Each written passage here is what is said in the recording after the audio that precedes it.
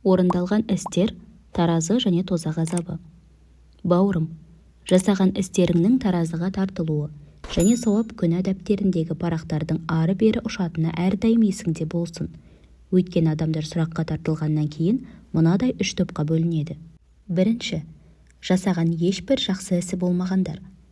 Тозақтан қап-қара мойындар созыла шығып, мұндайларды құс шоқығандай іліп алып, оралып тұрып отқа лақтырғанда от оларды дереу жалмап алады. Олардың жаман нәтижеге душар болғанын қатты дауыспен жар сала естіртеді. Екінші, ешбір жаман іс жасамағандар.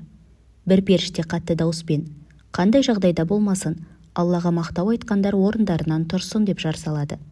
Бұл топ сөйтіп пейішке жол тартады. Содан соң түндерін ғибадатпен өткізгендер, содан соң сауда-саттық, Алланы зікір қылудан, намаздан ала алмағандар да солай шақырылғаннан кейін олардың бәрі шексіз бақытқа жеткені қатты дауыспен естіртіледі. Үшінші, жақсы істерді де, жаман істерді де жасағандар. Пенделердің көбі сол түрге кіреді. Олар жақсы істері немесе күнәләрінің қайсысы басым екенін білмесе де, ұлы Алла оны жақсы біледі. Бірақ кешірсе ұлылығы, жазаласа әділеттігі ашық айқын біліну үшін Алла тағала олардың жасаған істері туралы үкімін мұқият көрсетуді қалайды. Міне, сондықтан сауап және күнә істер жазылған дәптердің парақтары желге ұшқандай біртіндеп ұшады және таразы құралады. Оң бетінде жазу бар ма, не сол бетінде ме? Деп дәптерге қараған көздер сол сәтте-ақ оң табағы ауыр баса ма, не сол табағы ауыр баса ма деп таразыға қарайды. Бұл көрініс кісілердің миын қайнататындай қорқынышты. Бір риуаят бойынша көз, құлақ, тіл, қарын, ұятты жерлер, қол және аяқтан тұратын дененің 7 мүшесі үшін тозақта 7 қабат болып жаратылған. Өйткені күнәлар сол мүшелермен жасалады және олардың барар жері де 7 қабат тозақ. Табаранидің Аусат атты кітабында былай деп жазылады. Бір күні Жәбірейіл алейхиссалам әдеттегі келетін уақытынан басқа уақытта келді. Пайғамбарымыз саллаллаху алейхи уассалам оны қарсы алып, «Уа Жәбірейіл, неге жүзің салқын тартып қалған?» деп сұрайды. Жәбірейіл, егер Алла тозақтың көріктері туралы мағлұмат беруімді бұйырмағанда, саған келмес едім дейді. Алла елшісі саллаллаху алейхи уассалам, Жәбірейіл, маған тозақ туралы айтып бер дейді. Жәбірейіл алейхиссалам баяндай бастайды. Алла тозақ отын жағуды бұйырды. 1000 жыл жағылғаннан кейін ол ағарды. Тағы жағуды бұйырып, 1000 жыл жағылғаннан кейін қып-қызыл болды. Содан соң тағы бұйырды. Сөйтіп тағы 1000 жыл жағылғанда қап-қара болды. Ол енді қап-қара. Енді одан ұшқын жылт етіп, жалын жарық шашпайды. Сені пайғамбар қылып жібергенге ант етейін. Тозақтан бір иненің көзіндей тесік ашылса, бүкіл жер жүзіндегі жандылар өледі. Сені хақ пайғамбар қылып жібергенге ант етейін. Егер тозақ күзетшілерінің бірі бұл дүниедегілерге көрінсе, бүтіндей жер жүзіндегілер оның жағымсыз көрінісінен және сасық иісінен өліп қалмақ. Сені хақ пайғамбар қылып жібергенге ант етейін. Егер тозақлардың кісендерінің бір жүзікшесі, оның қандай екендігі Алланың кітабы Құранда суреттелген, бұл дүниедегі таулардың үстіне қойылса, оларды жердің астына шөктіріп жіберер еді. Таулар оның салмағын мүлдем көтере алмақ емес. Сөз сол жерге келгенде пайғамбарымыз саллаллаху алейхи уассалам, Жәбірейіл, осыншамасы жеткілікті. Тағы сөйлесең, жүрегім жарылып өлемін деп, Жәбірейілге алейхиссалам қараса, ол жылап жатады. Алла елшісі саллаллаху алейхи уассалам, «Уа Жәбірейіл, Алланың алдындағы ұлы дәрежеңе қарамай, сен де жылап жатырсың ба?» деп сұрайды. Жәбірейіл алейхиссалам оған, «Мен қалай жыламаймын? Мен бәрінен көбірек жылауға тиіспін. Құдай біледі, бәлкім қазіргі орнымнан басқа бір дәрежеде болуым мүмкін еді. Ақыры бір күні мен де Іблістің жағдайына түсіп қалмасам екен деп уайымдаймын. Ол да періштелердің тобында емес пе еді. Харут пен Маруттың басына келген сынаққа мен де душар болмаймын деп айта алмаймын. Келешекте басыма нелер келерін білмеймін» деп жауап береді. Сонда Алла елшісі саллаллаху алейхи уассалам да, Жәбірейіл де жылады. Олардың жылауы еш басылмастай еді. Сол сәтте, «Уа Жәбірейіл, уа Мұхаммед, Алла сендерді күнәдан сақтайтын болды» деген үн естілді. Сол үн естілгенде Жәбірейіл алейхиссалам ғайып болып кетті. Пайғамбарымыз саллаллаху алейхи уассалам сыртқа шығып, аңсарлардың бір тобы мәре-сәре болып отырғанын көрді. Оларға, «Тозақ арттарыңда тұрса, сендер күліп жатырсыңдар ма? Егер менің білгенімді білсеңдер, аз күліп, көп жылайтын едіңдер. Жеген ішкендеріңде сіңбес еді. Тауларға шығып алып, Аллаға жалбарынар едіңдер» деді. Міне, сол сәтте, «Уа Мұхаммед, пенделерімнің үмітін үзбе. Мен сені ауырлатушы емес, сүйіншілеуші қылып жібергенмін» деген үн естілді. Сонда пайғамбарымыз сахабаларға тура жолдан таймай Аллаға жақындаңдар деп айтты. Имам Ахмадтың риуаяты бойынша пайғамбарымыз саллаллаху алейхи уассалам Жәбірейілден неге Микаилдің күлгенін еш көрмеймін деп сұрағанда, Жәбірейіл алейхиссалам Микаил тозақ жаратылғаннан бері күлген емес деп жауап берді. Муслимнің риуаяты бойынша Алла елшісі саллаллаху алейхи уассалам қиямет күні тозақ әрбірін 70 000 періште тартқан 70 000 арқанмен сүйретіліп келеді деп айтқан. Хасан Басридің айтуы бойынша бір күні пайғамбарымыз саллаллаху алейхи уассалам басын Әзірет Айшаның тізесіне қойып ұйықтап қалады. Сол сәтте ақырет туралы ойлаған Айшаның радиаллаху анха көздері жасаурап, жағынан төмен сызылып аққан көз жасы пайғамбарымыздың саллаллаху алейхи уассалам жүзіне тамады. Адамзаттың асыл тәжі саллаллаху алейхи уассалам ойланып кетіп, Айша, неге жылап жатырсың деп сұрайды. Әзірет Айша, ақыретті еске алып соған жыладым.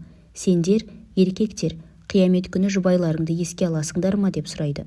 Пайғамбарымыз саллаллаху алейхи уассалам оған былай деп жауап береді. Жаным қолында болған Аллаға ант етейін. Ақыретте 3 сәтте әркім өзін ғана ойлайды. Біріншісі, таразылар қойылып, пенденің жасаған істері тартылып жатқанда, әркім жасаған жақсы ісі ауыр баса ма, не жеңіл ме деп ойлап, соны көргенге шейін өзін ғана ойлайды. Екіншісі, сауап күнә дәптерлері таратылып жатқанда, бәрі дәптері оңнан берілерін, не солдан берілерін көргенге шейін басқаны ойлана алмайды. Үшіншісі, сыраттан өтерде де әркім өзін ғана ойлайды. Әнәс ибн Мәлик радиаллаху анху айтады. Қиямет күні адам баласы Алланың алдына әкелініп, таразының 2 табағының арасына тұрғызылып, жанына бір періште қойылады. Таразыда сауаптары ауыр басқанда, басындағы періште жалпыға естілетіндей қатты дауыспен пәленше мәңгілік бақытқа жетті дейді. Ал енді таразыда жақсы істері жеңіл басқанда, сол сәтте періште пәленше нәтижесі жаман бақытсыздыққа ұшырады деп дауыстайды. Сауап жағы жеңіл болғанда қолдарына темір күрс алған, оттан киім киген азап беруші періштелер келіп, тозаққа баратын кісіні алып кетеді.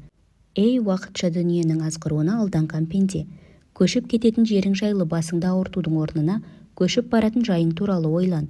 Өйткені тозаққа барлық пенде баруы мүмкін екені саған білдірілген. Алла тағала былай деген: уа адамдар, сендерден жаһаннамның басына бармай қалатын, соқпай кететін ешкім болмайды. Бұл Раббыңның мөрі басылған кесімді үкім. Содан кейін Аллаға қарсы келуден қорыққан тақуалы жандарды құтқарып, есесіне Аллаға өзгелерді серік етіп қосу һәм күпірлік қылу арқылы ең үлкен зұлымдықты жасаған залымдарды жаһаннамда тізе бүккен күйі қалдырамыз. Демек, сенің тозаққа барарың анық болғанына қарамай, одан қайта шығарыңды күмәнді. Оған кіріп қалу қорқынышын жүрегіңе сезсең, бәлкім ол жерге түсуден сақтанасың. Пайғамбарымыз саллаллаху алейхи уассалам былай деген: тозақтың 70 000 даласы, әр даланың 70 000-нан жылғасы бар. Әр жылғада 70 000 жылан мен 70 000 шаян бар. Кәпірлер мен 200-ділер бұл жылғалардың әрбірін басып өтпейінше баратын жеріне жете алмайды. Әзірет Әлидің риуаяты бойынша пайғамбарымыз саллаллаху алейхи уассалам былай деген: қайғы құдығынан не даласынан Аллаға сыйыныңдар. Естіп отырғандардың бірі: уа Расулалла, қайғы құдығы не даласы деген не деп сұрады. Алла елшісі саллаллаху алейхи уассалам: ол тозақтағы бір дала. Тозақтың өзі одан қорғауды күніне 70 мәрте Алладан сұрайды. Алла оны Құранды жұртқа көрсету үшін оқығандарға дайындаған. Тозақтың есіктері және қабаттары бар. Ең үстіңгі қабат жаһаннам, содан соң сақар, лаза, хутама, сайир, жахим, хауия. Әбу Хурайра радиаллаху анху айтады: бір күні пайғамбарымызбен саллаллаху алейхи уассалам бірге отырғанда жаңғырған дауыс естілді. Алла елшісі саллаллаху алейхи уассалам бұл дауыс не екенін білесіңдер ме деп сұрады. Біз: Алла және оның елшісі жақсы біледі деп жауап бердік. Пайғамбарымыз саллаллаху алейхи уассалам: сендерге естілген дауыс тозақтың түбіне жаңа ғана құлап түскен тастың үні. Бұл тас тозаққа 70 жыл бұрын лақтырылған деді. Сондай-ақ тозақтағы қабаттардың айырмашылығына да көңіл бор. Адамдардың дүниеге берілуі әртүрлі болғандай, тозақтың күнәһарларды тартуы да әрқалай. Өйткені Алла кішкентай да әділетсіздік жасамайды. Тозақларға берілген азаптар жай ғана қайталана бермейді. Әрбір азаптың күнәлардың дәрежесіне сай айырмасы бар. Пайғамбарымыз саллаллаху алейхи уассалам айтады: қиямет күні тозақлардың арасында ең жеңіл азап тартқандар оттан жаратылған 2 аяқ киім киіп жүреді. Олардың табанына тиген оттың ыстығы миларын қайнатады. Пайғамбарымыз саллаллаху алейхи уассалам тозақты суреттегенде: Алла тозақтың 1000 жыл бойы жағылуын бұйырды. Сонда ол қып-қызыл болды. Содан соң тағы 1000 жыл жақтырғанда әппақ болды. Содан соң тағы 1000 жыл жағуға бұйырғанда қап-қара болды. Қазір тозақ оты қап-қара деген. Алла елшісі саллаллаху алейхи уассалам айтады: тозақ оты жаратқан иесіне: уа жаратқан ием, ішімдегі суық және ыстық бөлімдер бір-бірін жеп жатыр деп арызданды. Сонда Алла тағала тозаққа жазында және қысында жылына 2 мәрте дем алуға рұқсат берді. Шілденің ми қайнатқан ыстығы тозақтың ыстығынан болғандай, қыстың сүйектен өткен суығы да тозақтың мұздай отынан. Әнәс ибн Малик радиаллаху анху айтады: фәни дүниенің ең рахат өмірінде тіршілік еткен кәпірді Алланың алдына алып келгенде, оны бір мәрте тозақ отына салып шығарыңдар дейді. Тозақтан шығарылған соң, дүниеде рахат көрдің бе деп сұралғанда, кәпір жоқ, көрген емеспін деп жауап береді. Ал енді бұл дүниеде материалдық жақтан көп қиыншылық тартқан пенде Алланың алдына әкелінгенде, оны бір мәрте пейішке кіргізіп шығарыңдар деп бұйырады. Пейіштен шығарылған мүмін дүние өмірінде еш қиыншылық тарттың ба деген сұраққа жоқ деп жауап береді. Алла тағала айтады: тақуалы жандарға уәде етілген жәннаттың мысалы, онда суы әсте ластанбайтын һәм борсымайтын түп-тұнық өзендер, дәмі еш өзгермейтін ашымайтын сүттен өзендер, ішкен жанды ерекше ләззатқа бөлейтін шараптан өзендер және қоспасыз таза балдан өзендер бар. Сондай-ақ олар үшін онда сан алуан жемістер мен раббыларының шексіз кеңшілігі де болады. Ендеше осынау әсте түгесілмейтін нығметтерге бөленген тақуалы жандар мәңгі бақи тозақта қалатын һәм қайнаған сумен суарылғандарында ішек қарындарының парша-паршасы шығатын бейбақтармен тең бе? Уа Мұхаммед, оларға ақиқат Раббыларыңнан келген осынау Құран, ал енді қалаған жан иман келтірсін, қалағаны күпірлік қылсын деп айт. Шүбәсіз біз күпірлік қылу арқылы өзіне де өзгеге де қиянат жасаған залымдар үшін өткел бермес дуалдай созылып, әрі ұзарып оларға жан-жақтан құрсау салатын жалынды от әзірледік. Қатты шөл қызып, жан дауыстары шығып су сұрағанда, оларға бетті қарап күйдіріп жіберетін балқыған темір іспетті су беріледі. Ол қандай жаман сусын еді, сондай-ақ жаһаннам қандай жаман тұрақ орын еді. Әбу Хурайраның айтуы бойынша, пайғамбарымыз саллаллаху алейхи уассалам: Алла берген мал-мүліктің зекетін бермегендердің байлығы қиямет күні жыланға айналып, мойындарына оралады және жақтарынан ұстап: мен сенің мал-мүлкіңмін, мен сенің байлығыңмын дейді деп айтқан. Бұл сөздерден кейін пайғамбарымыз саллаллаху алейхи уассалам Алланың шексіз шарапатымен үйіп-төгіп берген мал-дүние, ілім, күш-қуат сынды нығметтерін екі жолды жұмсамай сараңдық қылғандар бұл қылықтары өздері үшін қайырлы болады деп ойламасын. Керісінше, бұл өздері үшін жаман болады. Қиямет күні сараңдық қылып, жинаған дүние мүліктері өз мойындарына оралады. Күллі аспан әлемі мен жердің бар мұрасы бір Аллаға тиесілі, яғни ондағы барлық нәрсе түбінде Аллаға қалады. Алла олардың не істеп, не қойып жүргенінен толық хабардар деген аятты оқыды. Пайғамбарымыз саллаллаху алейхи уассалам айтады: тозақта түйенің мойнындай жуан жыландар бар. Олар шақса уы 40 жылға шейін кетпейді. Ал жылан-шаяндар дүниедегі сараңдарға, әдепсіздерге және басқаларға зиян келтіргендерге жіберіледі. Ал жамандықтан аулақ болғандар ақыреттегі жылан-шаяндардан аулақ болады. Сондай-ақ тозақлардың денелерінің үлкеюін де ойлап көр. Алла тозақларды көп азап тарту үшін денелерін ебедейсіз үлкен, бойларын ұзын қылып қояды. Тозақтың жалындарының күйдіруін, жылан мен шаяндардың шағуын ірі денелермен қаттырек сезеді. Әбу Хурайраның риуаяты бойынша пайғамбарымыз саллаллаху алейхи уассалам былай деген: тозақта кәпірдің азу тісі Ухуд тауындай, терісінің қалыңдығы 3 күндік қашықтықтай. Тозақта кәпірдің алдыңғы ерні көкірегін жабатындай жалпайған, үстіңгі ерні жүзін жабатындай түрілген болады. Пайғамбарымыз саллаллаху алейхи уассалам тағы бір хадисінде: қиямет күні кәпірдің тілі қатты ұзарғандықтан жерде сүйретіліп елдің аяғының астында тапталады деген. Тозақлардың денелері осындай ірі болғанымен отта күйіп сылынады, бірақ әр мәртесінде терілері мен еттері жаңаланып тұрады. Мұхаммед ибн Қағыптың айтуы бойынша, тозақлардың 4 сұрағына Алла тағала жауап береді. Содан соң 5-ші сұрақты сұрай алмайды. Тозақлардың осы өтініштері мен Алла тағаланың оларға беретін жауаптары Құранда төмендегіше баяндалады. Алғашқы өтінішінде: сонда кәпірлер: уа Раббымыз, сен бізді 2 рет өлтіріп, 2 рет тірілттің. Біз енді күнәларымызды толық мойындадық. Енді бұл жерден шығар жол бар ма деп зар илейді. Иә, солай болады. Һәм сөйтіп жалынатын боласыңдар. Өйткені бір Аллаға ғана иман келтіріп, құлшылық етуге шақырылғанда қасарысып күпірлік қылатын едіңдер, ал оған өзгелер тең тұтылып, серік қосылғанда соған сенетін едіңдер. Қайткен күнде де ақырғы әрекесімді үкім Әли, бәрінен асқақ, ең ұлы, кәбир, бәрінен зор, бәрінен де жоғары Аллаға ғана тән деп жауап береді. Екінші өтініште күнәға белшелерінен батқан күнәһарларды Раббыларының алдына бастары салбырап, жерге кіріп кете жаздап тұрған кездерін көрсең ғой. Сонда олар: «Уа Раббымыз, біз енді ғана анық көріп, анық ести бастадық. Жалынамыз, бізді дүниеге қайтара көр. Онда өзіміздің һәм өзгелердің игілігі үшін игі істер істейік. Біз енді өзіңнің де сөзіңнің де рас екендігіне қалтықсыз сенеміз» деп жалбарынады. Алла тағала оларға былай деп жауап береді: «Сендер бұдан бұрын өздеріңе зауал жетпейтінін айтып, ант су ішпеген бе едіңдер?» делінеді. Үшінші өтініште тозақта олардың құлындағы дауысы құраққа шығып: «Уа Раббымыз, садаған кетейік, бізді мына тозақтан шығара көр, дүниеге қайтаршы, бұрын соңды істеген теріс істерімізден бөлек игілікті істер атқарайық» дейді.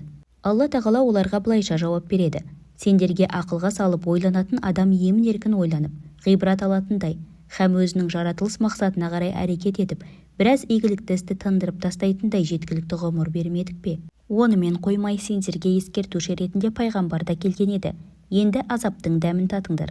Күпірлікке қасарысып, өзіне һәм өзгелерге зұлымдық жасаған залымдардың медеткері болмайды». Төртінші өтініште олар: «Уа Раббымыз, біз сорымызға, азғын нәпсімізге жеңіліп, тура жолдан адасқан қауым болған екенбіз. Уа Раббымыз, садаған кетейік, бізді мына тозақтан шығара көр. Егер шыққаннан кейін бұрынғы күнәларымыз бен жат қылықтарымызға қайтатын болсақ, онда нағыз залым болғанымыз, онда өзімізге де обал жоқ» деп жалбарынады дейді. Алла тағала оларға: «Сол тозақта қор болып қала беріңдер, үндеріңді өшіріңдер, бұдан бұлай маған тіл қатушы болмаңдар» деп жауап береді. Міне, сонда тартқан азаптары шегіне жете күшейеді, одан кейін мәңгілік сөйлей алмай қалады. Ал енді біз қанша жерден жылап сықтасақ та, сабырлылық танытсақ та, бәрі зая. Енді бізге қашып құтылар һәм пана тұтар жер жоқ дейді.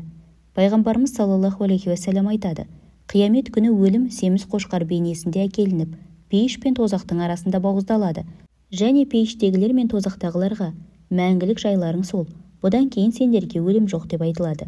Ежелден саған байланысты қандай үкім берілгенін білмей тұрып, қайтып сайраңдап жүресің. Қайтып бұл опасыз дүниенің өткінші нығметтерімен әлек боласың. Таңғаларлық. Баратын жайымды ежелден мен туралы білетін үкімді білсемші, әттең деп жатқан болсаң, қолыңда тұрған жаңағы тілегіңді қанағаттандыруға жәрдемші болған маңызды белгі бар. Бұл белгі сенің жасаған іс-әрекеттеріңнен байқалады. Егер жақсылық жолы ашылып, жақсы істерді жасау саған нәсіп болып жатса, онда бақыттысың, тозақтан алыстың. Егер бір жақсы іс бастамақшы болғаныңда алдыңнан тосқауыл шығып тұрып алса, ал енді жаман істі көздесең еш тосқауылсыз сол ісің болып тұрса, онда соңыңның жаман болатыны туралы үкім берілгенін біліп қой. Мен айтқан нәрсенің сенің соңыңды білдіруі жаңбыр жердің көгеруіне, түтін оттың күйуіне дәлел болғандай анық нәрсе. Алла тағала ізгі жандар шүбәсіз нығметтердің ішінде көз көріп, құлақ естімеген, тіпті адам баласының ойына да келмеген нығметтерге толы нағим жәннатында. Ал күнәға белшесінен батқан арсыздар болса, шүбәсіз жалынатқан жаһаннамда деген. Өзіңді сол екі аяттың таразысына салып көрсең, ақыреттегі орныңды анықтай аласың. Турасын Алла біледі. Табыт, қабір. Өлік салынған табыт көре білген пенделерге үлкен сабақ. Ал енді ой сезімсіз кісілер үшін ешқандай маңызы жоқ. Бар болғаны оларды қайғыға ғана салады. Өйткені олар басқалардың табытын көріп жатырмын деп қана ойлайды. Ерте ме, кеш пе, өздерде сол табытқа түсетінін ойламайды. Бәлкім ойлайды, бірақ оны өзінен өте ұзақ көреді. Сол табыттың ішіндегілер де өлім өте ұзақ деп жүргендер еді. Бірақ олай болмады. Өмірінің аяғы кенеттен кіріп келгендей болды. Өлік салынған табытты көрген әрбір кісі оның ішінде өзі жатқандай қабыл алуы керек. Өйткені көп ұзамай-ақ ол да сол табыттың ішіне түседі. Ағмаш, жаназаға қатысқанымызда бәріміз жылағанымыз үшін кімімізді жұбатуды білмей қалушы едік деген. Сәбит әл-Бунани былай деген: жаназа жоралғыларына қатысқанымызда басын жерге қаратып жыламаған кісі қалмаушы еді. Алғашқы мұсылмандар өлімнен сондай қорықты. Қазір болса жаназаға қатысқан кісілердің көпшілігі жүзі жадырап, марқұм артында қандай мирас қалдырғаны және оны қалай бөлісетіні туралы ғана сөйлесетінін көреміз. Жаназаға қатысқан кісілердің орынды іс-әрекеті өлікке жылау ретінде көрінеді. негізі ақиқатты білсе, өлікке емес, өздеріне жылар еді. Ибрахим Заият өлікке жылап жатқандарды көріп, өздеріңді аяп жыласаңдар, тағы пайдалырақ болады. Өйткені бұл марқұм 3 нәрседен өтті, кетті. Біріншісі, өлім періштесінің жүзін көрді. Екіншісі, өлімнің ащы дәмін татты. Үшіншісі, ақырғы демдегі қорқыныштан құтылды деген. Әбу Амр ибн Ала былай деген: бір күні белгілі ақын Жарирмен бірге отырған едік. Ол хатшысына өлең жаздырып жатты. Міне сол сәтте жаназа келіп қалды. Жарир үнсіз қарап тұрды да: Құдай куә, бұл жаназалар мені қартайтты деді. Өлімді ойлап, одан сабақ алу, ақырғы сапарға дайындалу, табытты көтеріп келе жатқанда байсалды болу, өлген кісі күнәһар болса да, ол туралы жаман ойда болмау, жаназаға қатысқандардың әдебінен. Пенде өзін-өзі сынға алып, айыптасын, бірақ өлік туралы жаман ойда болмасын. Бір кісі пайғамбарымызға саллаллаху алейхи уассалам келіп: «Уа Расулалла, адамдардың арасында нәпсісіне мойынсынудан тез құтылып кететіндер кімдер?» деп сұрағанда, пайғамбарымыз: қабірді, өзін күтіп тұрған бәлелерді ұмытпаған, дүние қызықшылығынан бас тарта алатын, мәңгілік нәрсені уақытша нәрседен артық көрген, және өзін қабірдегілердің қатарындамын деп есептеген пенде нәпсісін тез тізгіндей алады деп жауап берді. Әзірет Алиден: неге қабірстанға жақын жерде тұрасың деп сұрағанда, қабірстандағылар менің ең жақсы көршілерім. Олар тілді жаман сөзден тыйып, ақыретті еске салып тұрады деп жауап берген. Әзірет Осман радиаллаху анху жол бойында қабір көрсе тоқтап, сақалы су болғанша жылайтын. Бір күні одан: пейіш пен тозақ туралы айтылғанда мұншалық жыламайсыңдағы, мазардың жанына келгенде неге тоқтай алмай қаласың деді. Осман радиаллаху анху оларға: мен Алла елшісінің, қабір ақырет сапарының алғашқы аялдамасы. Егер пенде қабірдегі сұрақтан аман шықса, онда арғы жағы жеңіл болады. Егер ол жердегі сұрақтан аман шықпаса, одан арғысы қиын болады деп айтқанын естігенмін деп жауап берді. Мужахидтің айтуынша, адамзат өлгенде қабір шұңқыры оған бірінші болып: мен құрт-құмырсқалардың мекенімін, мен жалғыздық, құсалық және қараңғылықтың мекенімін, мен саған қазірше соларды дайындап қойдым, сен маған қандай дайындықпен келдің деп айтады.